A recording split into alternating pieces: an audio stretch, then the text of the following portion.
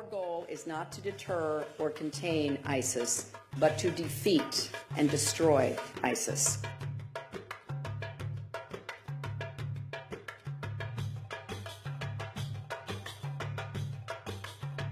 This is a worldwide fight, and America must lead it. The United States should not delay in leading a global coalition to take out ISIS with overwhelming force. Airstrikes will have to be combined with ground forces actually taking back more territory from ISIS. Militarily, we need to intensify our efforts in the air and on the ground.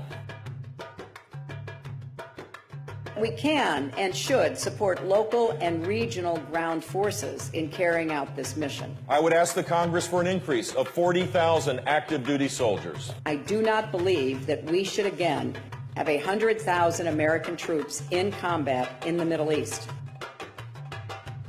Some of you in this room will serve on the front lines of that fight against ISIS. Let's be clear, though. And against radical Islamic terrorism. Islam is not our adversary. We are at war with radical Islamic terrorism. Muslims are peaceful and tolerant people and have nothing whatsoever to do with terrorism. Repeating the specific words, radical Islamic terrorism, isn't just a distraction. In this complex fight against radical Islamic terrorism, it gives these criminals, these murderers, more standing than they deserve. In defeat of radical Islamic terrorism wherever it appears. It actually plays into their hands by alienating partners we need by our side.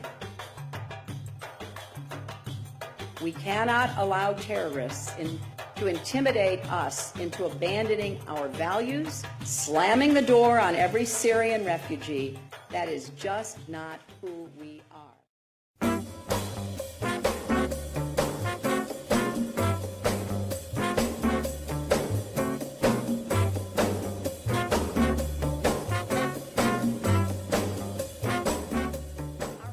Priority, of course, must always be protecting the American people. So yes, we do need to be vigilant in screening and vetting any refugees from Syria, guided by the best judgment of our security professionals in close coordination with our allies and partners. And Congress needs to make sure the necessary resources are provided for comprehensive background checks, drawing on the best intelligence we can get. Inside the Garden of Eden, I'm standing there with my heart on bleeding. There's a devil in my dick and some demons in my semen. But good God knows that will be treason.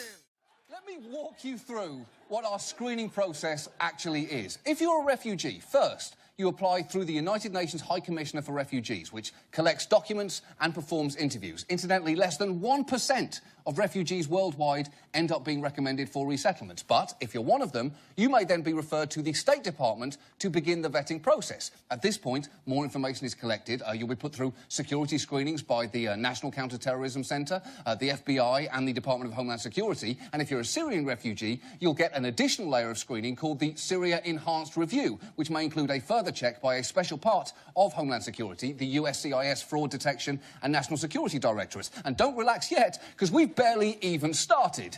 Then you finally get an interview with USCIS officers, and you'll also be fingerprinted so your prints can be run through the biometric databases of the FBI, the Department of Homeland Security and the Department of Defence. And if you make it through all that, you'll then have health screenings, which, let's face it, may not go too well for you, because you may have given yourself a stroke getting through this process so far. But if everything comes back clear, you'll be enrolled in cultural orientation classes, all while your information continues to be checked recurrently against terrorist databases to make sure that no new information comes in that wasn't caught before. All of that has to happen before you get near a plane.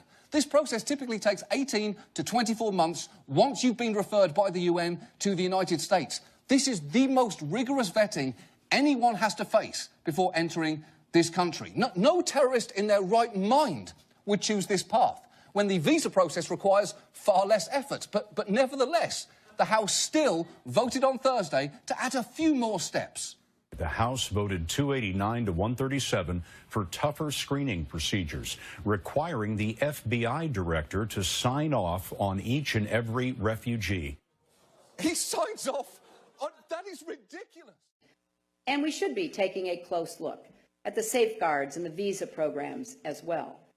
But we cannot allow terrorists to intimidate us into abandoning our values and our humanitarian obligations, turning away orphans, applying a religious test. Deep inside the Garden of Eden, me standing there with my heart on bleeding. There's a devil in my dick and some demons in my semen. A good God knows that will be treason. And if you're wondering how that would work, let Jeb Bush explain. What does a focus on Christian families actually look like? Is that going to... Well, you're a Christian. I mean, you can prove you're a Christian. How? I think you can prove it. Yeah. I think you can prove it. I'm pretty sure you can prove it. Discriminating against Muslims, slamming the door on every Syrian refugee, that is just not who we are. We are better than that.